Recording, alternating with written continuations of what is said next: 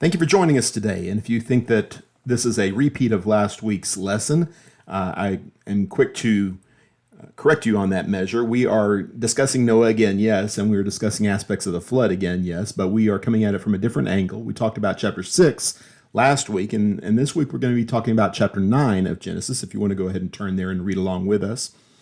The emphasis here is not going to be about the sin that brought the flood to the world, but rather our response to the flood, how we come at it after the fact. And it's a very important lesson because we see the flood as absolutely central to the Bible message. We see it over and over again. But God wastes no time whatsoever getting to this point. He destroys the world on page 5. 1,000 pages of Bible record. He destroys the world on page 5. He spends twice as much space almost destroying the world in the text as he spent creating the world. So clearly the idea of the flood, the global destruction, I'm going to emphasize that more than once here. This is absolutely at the core of the message that God gives us. We have discussed already what brought the flood into the world. And now here we are on the other side. We have come through the process. What does it mean for us? What it means for us is that we live now in a post-world environment. And hopefully we can take from it these big picture lessons that we're trying to take from the flood. And again, we're going to see over and over again emphasized that this is a judgment upon all of mankind. This flood destroyed the world and establishes a covenant between him and not just Noah and Noah's family, but the whole earth. And we see that the rainbow, of course, is going to be a testimony to this. And we'll talk about the rainbow and its place in just a few moments. But for now, let's start by reading the text in Genesis chapter 9, starting in verse 1. God blessed Noah and his sons and said to them, "Be fruitful and multiply and fill the earth. The fear and terror of you will be in every living creature on the earth, every bird of the sky, every creature that crawls on the ground, and all the fish of the sea. They are placed under your authority. Every creature that lives and moves will be food for you. As I gave the green plants, I have given you everything. However, you must not eat meat with its lifeblood in it, and I will require a penalty for your lifeblood. I will require it from any animal and from any human. If someone murders a fellow human, I will require that person's life. Whoever sheds human blood, by humans his blood will be shed. For God made humans in his image. But you, be fruitful and multiply, and spread out over the earth and multiply on it." Then God said to Noah and his sons with him, "Understand that I am establishing my covenant with you, and your descendants after you, and with every living creature that is with you, birds, livestock, and all wildlife of the earth that are with you, all the animals of the earth that came out of the ark. I establish my covenant with you, that they may never again will every creature be wiped out by floodwaters. There will never again be a flood to destroy the earth." And God said, "This is the sign of the covenant I am making between me and you, and every living creature with you, a covenant for all future generations. I have placed my bow in the clouds, and it will be a sign of the covenant between me and the earth. Whenever I form clouds over the earth, and the bow appears in the clouds, I will remember my covenant between me and you, and all the living creatures. Water will never again become a flood, so to destroy every creature. The bow will be in the clouds, and I will look at it and remember the permanent covenant between God and all the living creatures on earth." God said to Noah, "This is the sign of the covenant that I have established between me and every creature on earth." Noah's sons who came out of the ark were Shem, Ham, and Japheth. Ham was the father of Canaan. These three were Noah's sons, and from them the whole earth was populated. Now we see over and over again in this text the emphasis on his covenant with the entire world. What we see here is a global flood, a judgment upon the entire earth. And the big picture message that we're going to get from this story repeatedly comes back to this idea that this is not just the story of Noah. This is the story of earth. This is the story of humankind. All of us go through this, and the lessons that he has for us here are found for all of us. Beginning with this idea of refining or purifying or washing, whatever term you want to use. The idea here is that God is constantly refining his creation. He is always making us over. Again, page 5 of the Bible, right away, we get this idea. Yes, God creates us, but he's not done with us. He has expectations of us. And when we do not meet up with his expectations, he cleans the board off. He starts over again. This is seen in the micro and in the macro over and over, especially in the flood. And that's why this is so important that this is so early in the story, because This is his expectations for all of us. And we see it in smaller individual cases, sometimes national cases, where God has an expectation of the people. They come up short. He refines them and starts over again. In the wilderness, the people are bonded to Moses. They're supposed to go into the land of Canaan. They're found wanting. And so he stops. He stops the process, cleans them out, refines them, brings a new generation in. We see that in the people of Israel once they get into the land. They corrupt themselves and become more and more corrupted. And eventually, those who remain are sent off to Babylon for 70 years, where they are purified there. They come back smaller, more rejuvenated, more focused on spiritual things. We see the same refining process described oftentimes in fire terminology for the people of God even today. 1 Peter chapter 4 talks about this refining of God's people, that we come to God so as through the fire. It is difficult, it is challenging, it is painful for us, and not everybody makes it. But the ones who do come through, the ones who are purified, are stronger and more determined to serve God after this process is over than was the case before. And of course, the greatest fire of all is waiting for us. There is the greatest refining process since the flood itself that is coming at some point, and for similar causes, wickedness in the world. And you can postulate as exactly how bad things are going to have to get. Does God have a particular date circled on the calendar? Is it a moral equivalent 1-to-1 where there's only going to be 8 righteous souls on earth when he finally comes in judgment against earth? I don't know all the details about that. It's not important for us to.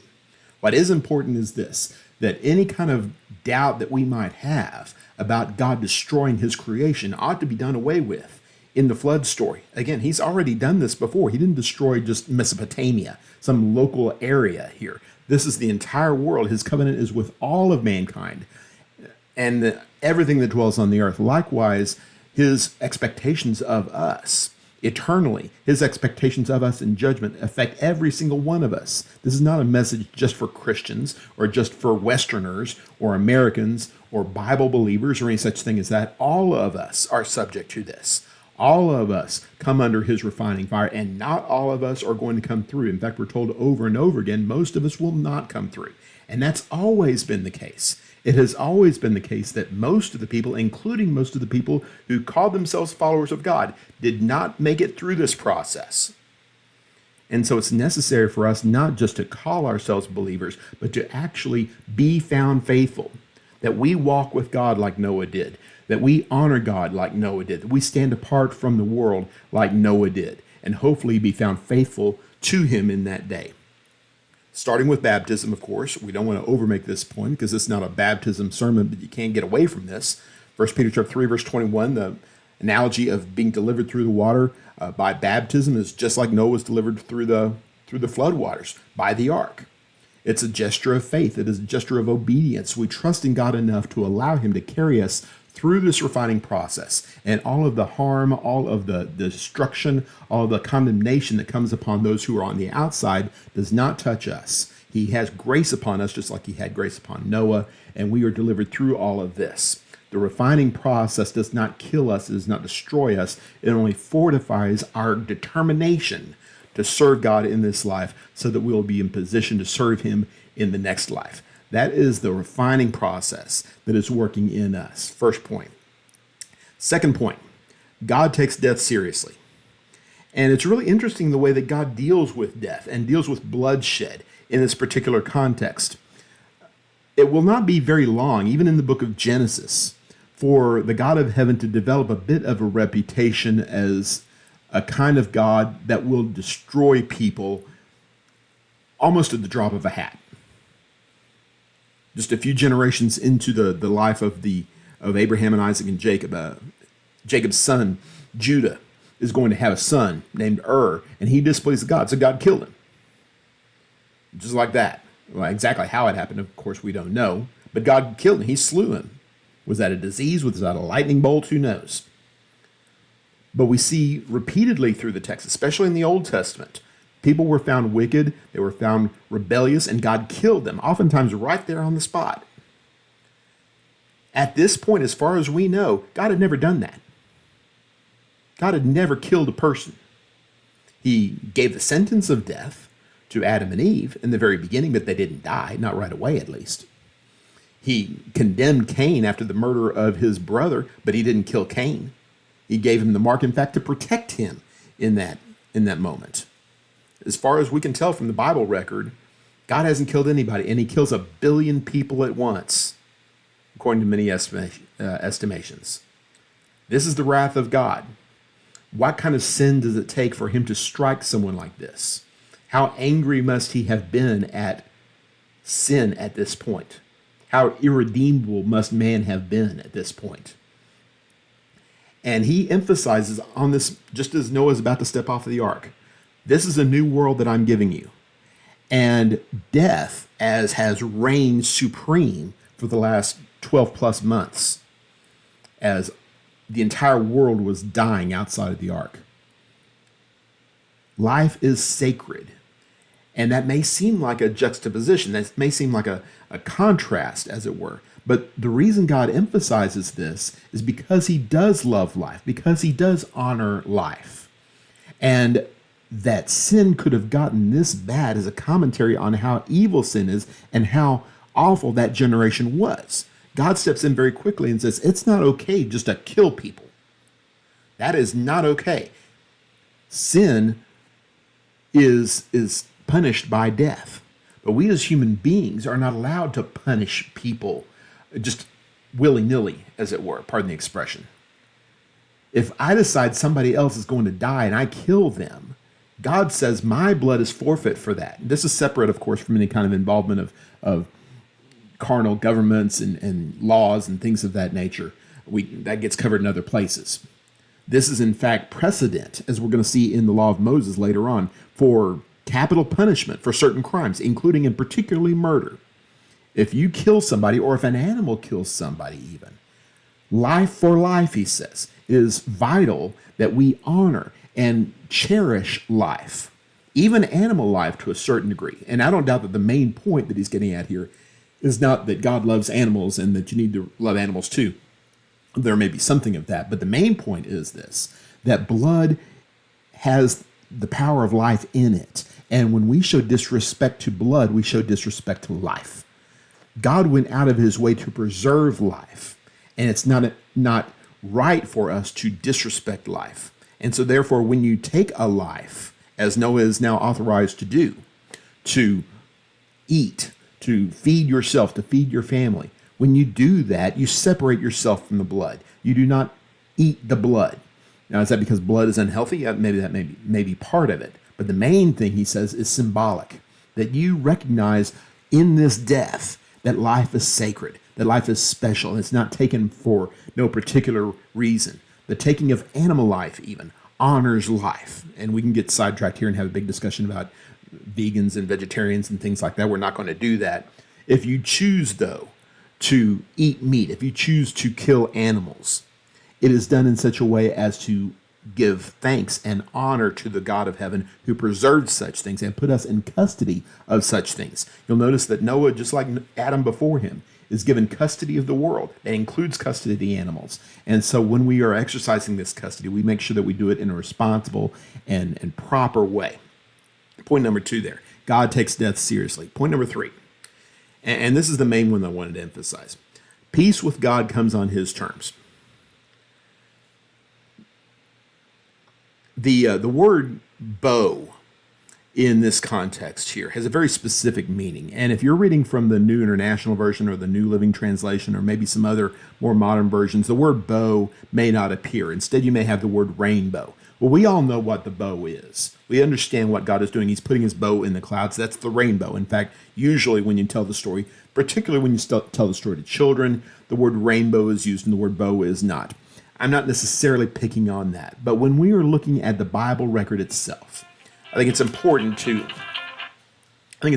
for us to emphasize that the rainbow is God's bow. The word comes from the word bow. And when we see bow, what we mean is a weapon of war. And the bow being placed in the clouds means the bow is no longer in God's hand. And that's the significance of the rainbow. As clear as that is, as obvious as that may be, sometimes we may miss that. I'm not sure exactly how old I was when I realized what this was. But God has been at war with mankind at least for the last 12 plus months, and really, in a sense, ever since the Garden of Eden. There has been war with mankind, and God is done now. God is putting his bow down. He is no longer going to war with mankind, not at this level at least. He is still going to extract a penalty for sin. There's still going to be judgment at the end of time. But while here on earth, he is done fighting the earth. And that's why the covenant is not just with Noah, not just with Noah's family. His covenant is with all of mankind and the animals and the earth itself. That's another reason why we have to consider this to be a global flood. It makes no sense if it's not a global flood. He's making a covenant with all of his creation. I am not going to destroy the earth anymore, not by water anyway. That is done. He has put his bow down. And we are starting over again. And this is the world that we're living in. This is the world that we have inherited from Noah. This new world, this new existence. And there's a lot of speculation as to how different this world was, how much of it is remade. Why is it that people didn't live nearly as long as they did before the flood? And on we could go. But the main points are the same. The main points are this, that man is given custody, human beings are given custody of the world. We have a stewardship, and we're to be responsible in that. This is our covenant. God has chosen to save us. He saved us in Noah. He saved us in Noah's family. And because of that, we are graced. We are partakers of grace. And we live under God's heaven with that grace shadowing over us. And we see it every time we see the bow. Every time we see the bow, every time it rains and we don't die. Every time it rains and it doesn't flood, at least it doesn't all flood. We are reminded that this world exists for us, that we are put in charge of it. And for the time being, at least, God has put his bow down. And this is a very important point here, that God picks and chooses when he is going to put his bow down. It's his choice. It didn't stop rain when Noah said that's enough. The earth didn't dry out when Noah said that's enough. This is God's war. He begins it and he ends it. And so it's not appropriate for us as the creation to speak to God and say, I think we've suffered enough. I think I have done well enough. I think I have been faithful in my stewardship. You need to give me a pass in the little things that I have done wrong. That's not going to work. This is God's bow. This is God's war. And he gets to choose when he puts his bow down. This is rather ominous for us as we contemplate the destruction of this world. Again, I don't know how near or how far that is, but we are told there is another refining fire coming. 2 Peter chapter 3 talks about that. And what kind of a fire that is going to be, how long it will take, how long it will last, what is going to be left at the end of it, how figurative are all these messages. We could speculate all day long. But the important thing is this, that there is also going to come a refining for us. There is also going to come an accounting for us. And the question is going to be, what side of God's wrath are we going to be on? Is God going to be at war with us, or is he going to be at war on behalf of us? The Revelation is a great testimony to this. It talks about this great war that is taking place, and that Jesus is fighting on our side. He's fighting with us, delivering us through this battle with the devil, who is trying to burn us up. He's the dragon after all. But we can and we will survive this if God will give us the strength, if God will give us the courage to stand with him and be found faithful and get on the ark. Accept the grace that he has offered to us and allow him to deliver us to the other side. The same kind of delivering through water is seen in the Jordan River at the crossing at Jericho in the book of Joshua. He's going to get us to the other side if we trust in him, if we walk where he says walk, if we follow in his footsteps. We can and we will survive this. The entire Bible story is tied up in this. You see it over and over again. So let's not allow these lessons to be wasted on us. Let's learn these lessons and be found faithful when God comes to judge us. Thank you very much for your patience and for your following along with the lesson. I hope it's been instructive to you. Hope you'll continue to stay along with us. Continue to study your Bible. God bless.